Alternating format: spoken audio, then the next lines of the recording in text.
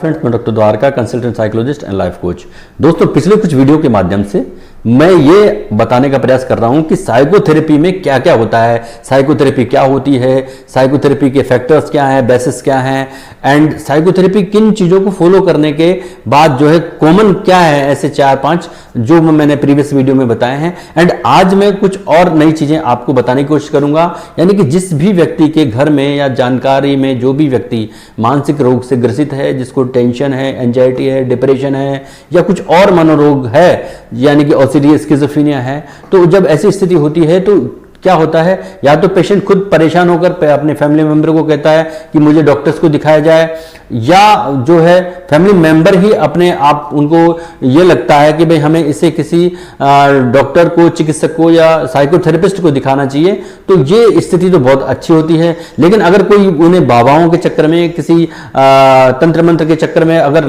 रखने की कोशिश करते हैं तो यहाँ स्थिति क्रिटिकल होती है। क्रिटिकल इसलिए होती है कि वो रोग जो उसको है वो और अधिक जटिल होता चला जाता है, गंभीर होता चला जाता है, और बाद में उसमें टाइम पीरियड बढ़ जाता है ठीक होने की स्थिति में। तो जो पहला स्टेप है कि इनिशियल कांटेक्ट, तो इनिशियल कांटेक्ट में यानी कि मैंने 5 अगर आपको बताऊं मैं, तो ये जो साइकोथेरेपी के जो स्टेप्स हैं, ये इसमें 5 स्टेप्स होते हैं। पहला होता है इनिशियल कांटेक्ट, दूसरा होता है असेसमेंट, तीसरा होता है goal of treatment, and fourth होता है implementing the treatment, and fifth जो होता है वो होता है टर्मिनेशन, एवोल्यूशन एंड फॉलोअप। यानी कि इन 5 स्टेप्स को गुजारने के बाद एक पेशेंट या एक क्लाइंट बहुत अच्छे तरीके से ठीक होने की या आम व्यक्ति की तरह रिएक्ट करने लगता है, बिहेवियर करने लगता है, चाहे उसमें जो भी प्रॉब्लम, जो भी मानसिक विकार रहा हो। तो इसमें जब इनिशियल कांटेक्ट की बात करते हैं, या तो पेशेंट खुद अपने आप फैमिली मेंबर को कहे और फैमिली मेंबर उसे ले जाए, या फैमिली मेंबर परेशान होकर के उसको लेके जाए, जैसे भी हो। जब वो साइकोथेरेपिस्ट के पास ले जाते हैं तो साइकोथेरेपिस्ट के जाने के समय एक पेशेंट में या एक क्लाइंट के मन में बहुत सारे वहम होते हैं, बहुत सारे डर, चिंताएं और दुविधाएं होती हैं। लेकिन एक अच्छा साइकोथेरेपिस्ट जो प्रोफेशनल होता है, अपने काम में बहुत अच्छे से प्रोफेशनली ट्रेंड होता है, वो उसकी सारी चिंताएं, डर और उन जो वहम होता है, उन दुविधाएं होती हैं, उनको अपनी बातचीत के जरिए दूर करने का प्रयास करता है इनिशियल कांटेक्ट के स्टेप में। इस स्टेप में वो उसके मन में जितनी भी, एक क्लाइंट के मन में जितनी भी डर, वहम, चिंताएं, दुविधाएं होती हैं, वो दूर करता है। वो अपने प्रति उसमें फेथ या ट्रस्ट डेवलप कर देता है, और एक क्लाइंट को ये लगने लगता है कि मैं सही जगह आ गया हूं और मेरी प्रॉब्लम यहां दूर हो जाएगी, मेरी बीमारी या मेरे में जो भी मनोरोग है या जो भी प्रॉब्लम है वो मेरा ठीक होने की स्थिति में आ जाएगा। यहां उसको ये लगने लगता है कि मुझे यहां ट्रीटमेंट कराना चाहिए, और कराने नहीं चाहिए। इस ट्रीटमेंट को जब तक ये साइकोथेरेपिस्ट कहते हैं तब तक रेगुलर भी रखना चाहिए। ये इनिशियल कांटेक्ट में होता है। सेकंड पॉइंट जो होता है वो असेसमेंट होता है। जब साइकोथेरेपिस्ट को ये लगने लगता है कि ये पेशेंट अब ट्रीटमेंट के लिए मानसिक रूप से तैयार है, मुझ पे पूरा ट्रस्ट कर रहा है, मेरे से पूरी बातचीत कर रहा है, तो वो क्लाइंट को जो है पूरी बात बताने के लिए तैयार होता है कि आपका ट्रीटमेंट मैं करूंगा। प्रॉमिस करता है वो एक तरह से कि मैं आपको बहुत ही अच्छी तरीके से इस प्रॉब्लम को दूर कर दूंगा। वो उसको बहुत ही ट्रस्ट के साथ वो उसको ले आता है। तो यहां जब वो लाता है तो वो ये जानने की कोशिश करता है कि इसमें क्या क्या प्रॉब्लम्स हो रहे हैं। तो इसके लिए वो बहुत सारी साइकोथेरेपी टेक्निक्स को यूज करता है, जिनके द्वारा वो ये जान सके कि इसके जो अनकॉन्शियस माइंड में जो रिप्रेस्ड प्रॉब्लम्स हैं, जो दमित इच्छाएं हैं, जो वो क्या है वो जानी जा सके। और इसके अलावा वो उसके मुंह से भी जानना चाहता है, यानी कि वर्बली भी वो बहुत सारी चीजें पेशेंट को या क्लाइंट को इस स्थिति में ले आता है कि पेशेंट या क्लाइंट उसको बताने लगता है। आप देखिएगा कोई भी मनोरोगी अपने घर में कुछ भी शेयर नहीं करता, लेकिन साइकोथेरेपिस्ट को ही क्यों शेयर करने लगता है। तो ये एक प्रोफेशनलिज्म है इस कार्य का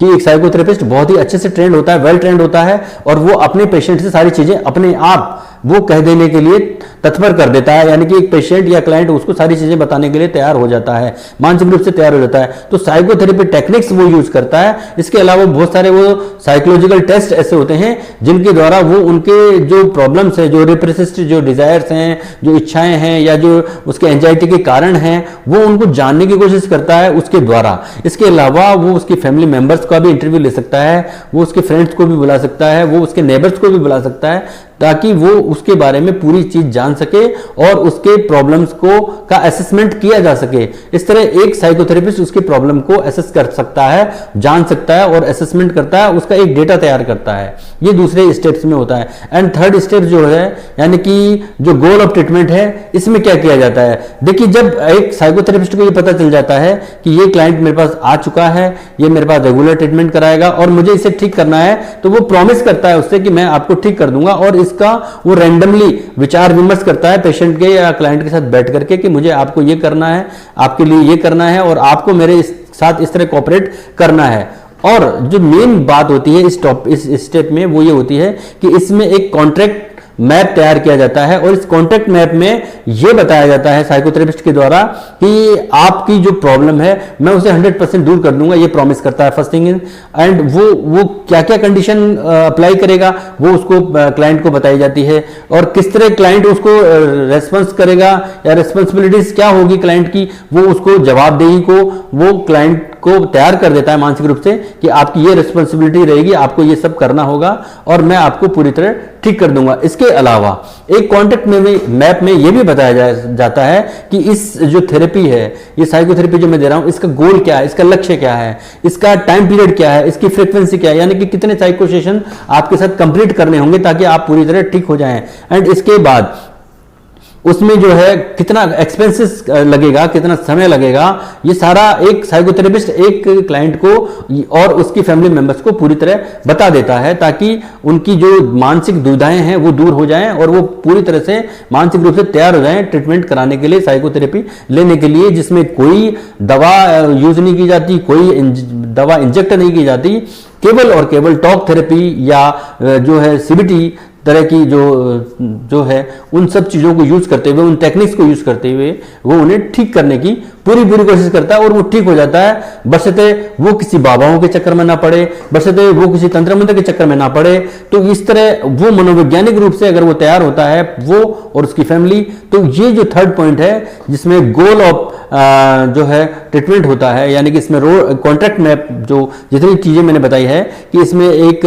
खाका तैयार हो जाता है रफली कि भाई इसमें आपके ट्रीटमेंट क्या होगा, उसका गोल क्या होगा, उसका टाइम पीरियड क्या होगा, उसकी फ्रीक्वेंसी क्या होगी। तो ये सब यानी फ्रीक्वेंसी यानी मैंने साइको सेशन कितने होंगे, कितना टाइम पीरियड लगेगा, कि किस तरह की चीजें उसमें इन्वॉल्व की जाएगी, किस तरह की रेस्पॉन्सिबिलिटी आपकी होगी, यानी कि एक क्लाइंट की क्या रेस्पॉन्सिबिलिटी, जवाबदेही क्या होगी, वो सब उसमें पूरी तरह इस टॉपिक में बताई जाती है। एंड फोर्थ पॉइंट है इम्प्लीमेंटिंग द ट्रीटमेंट, यानी कि उपचार का क्रियान्वयन। इस पॉइंट के अंतर्गत एक साइकोथेरेपिस्ट ये बताता है, एक पेशेंट को मैं जो इसमें खास बात है वो बताने की कोशिश कर रहा हूं, एक साइकोथेरेपिस्ट ये बता देता है कि आपके साथ कौन सी थेरेपी यूज की जाती है वो मैं आपको बताऊंगा, यानी कि उसके साथ क्या साइकोडायनामिक की जाएगी, साइको एनालिटिक की जाएगी, CBT cognitive behaviour therapy use की जाएगी, ग्रुप थेरेपी की जाएगी या उसका केस स्टडी मेथड तैयार किया जाएगा, या क्या क्या इस तरह क्या कौन सी थेरेपी यूज की जाएगी, ये सब इम्प्लीमेंटिंग द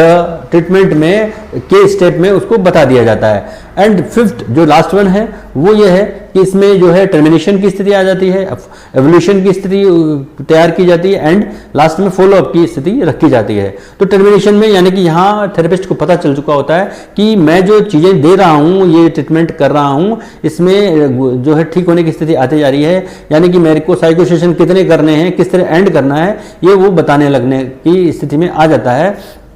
क्योंकि कोऑपरेट करता है एक क्लाइंट साइकोथेरेपिस्ट के साथ, तो ये स्थिति जल्दी आ जाती है। अगर नहीं करता है तो लंबा टाइम लग सकता है और साइको सेशन लग सकते हैं और समय और पैसा और सब कुछ और चीजें लग सकती हैं। तो एक पेशेंट के या क्लाइंट के फैमिली मेंबर को, उसके मिलने जुलने वालों को वो इसीलिए साइकोथेरेपिस्ट बुलाता है कि वो सभी उसके साथ अच्छे से कोऑपरेट करें और उसके लिए एक पूरा कॉन्ट्रैक्ट मैप या एक रोड मैप तैयार कर दे उसकी थेरेपी का, ताकि वो जल्दी से जल्दी समापन की स्थिति में आ जाए। तो जब समापन की स्थिति आने लगती है तो उसको एक साइकोथेरेपिस्ट एकदम से ठीक नहीं बंद नहीं कर देता है साइकोथेरेपी को, वो उसको धीरे धीरे रैंडमली कम करता हुआ साइको सेशन के द्वारा धीरे धीरे कम करता हुआ उसको एंडिंग की ओर लाता है, समापन की स्थिति में लाता है। एवोल्यूशन में जो जितने भी टेस्ट होते हैं, जितने भी डेटाज होते हैं, उनको कैलकुलेट करके वो ये बताता है कि आप में ये प्रॉब्लम थी, उसके फैमिली मेंबर्स को बताता है। साइकोथेरेपिस्ट जो है फैमिली मेंबर्स के साथ डिस्कस करता है कि ये चीजें मैंने नोट की है और ये चीजें आपको नहीं करनी है। तो इस तरह वो एवोल्यूशन करता है, उसका मूल्यांकन करके पूरा और कुछ हिदायतें, कुछ इंस्ट्रक्शंस उसको पेशेंट को देता है, कुछ एडवाइस उसके फैमिली मेंबर्स को देता है। अगर कुछ जरूरत पड़ती है कभी कभी तो साइकेट्रिस्ट की मदद भी लेनी पड़ती है, जहां मेडिसिन साइकेट्रिस्ट उसको रिकमेंड करता है। ओवरऑल जहां जिसकी जरूरत पड़ती है साइकोथेरेपिस्ट उससे वहां मदद लेता है, चाहे वो फ्रेंड हो, चाहे वो उसके फैमिली मेंबर हो, चाहे नेबर्स हो, या उसके कोई खास लाइफ पार्टनर ही क्यों ना हो। और इसके अलावा अगर मेडिसिन की जहां तक बात आती है वहां पर वो साइकेट्रिस्ट की हेल्प लेता है, या साइकोथेरेपी में साइकेट्रिस्ट का एक रोल होता ही हुआ है, तो ये बहुत जरूरी है। एंड लास्ट जो टॉप रह जाता है कि फॉलोअप, जब उसका जो टर्मिनेशन की स्थिति हो जाती है, फिर उसका एवोल्यूशन हो जाता है, तो फॉलोअप जो है एक साइकोथेरेपिस्ट का ये मोस्ट इंपोर्टेंट जो है एक वर्क होता है, जो उसे करना ही होता है कि वो फॉलोअप करता है। वो अपने कार्य की प्रभावशीलता को देखता है कि मैंने जो ट्रीटमेंट दिया है, मैंने जो थेरेपी दी है, वो कितनी कहाँ तक प्रभावी रहेगी एक पेशेंट में, एक क्लाइंट में, ये देखने की कोशिश करता है। वो उसको बार बार वो कुछ समय अंतराल के बाद, इंटरवल्स के बाद उसको बुलाया जाता है ताकि वो अपने कार्य की प्रभावशीलता को देख सके। वो उसके फैमिली मेंबर के माध्यम से भी पूछ सकता है। तो इस तरह वो अपने साइकोथेरेपी का फॉलोअप करता है। तो इस तरह आप समझ गए होंगे कि एक साइकोथेरेपी में कितने स्टेप्स होते हैं और किस तरह एक साइकोलॉजिकल प्रॉब्लम से सफर करने वाले व्यक्ति को, या डिसऑर्डर से सफर करने वाले व्यक्ति को, जिसमें एंजाइटी है, डिप्रेशन है, या और बहुत सारे अलग अलग तरह के प्रॉब्लम्स हो सकते हैं जिसमें इमोशनल डिस्टर्बेंस मेनली होता है, ज़्यादातर इन केसों में ये देखा गया है। तो वो उन सब चीज़ों को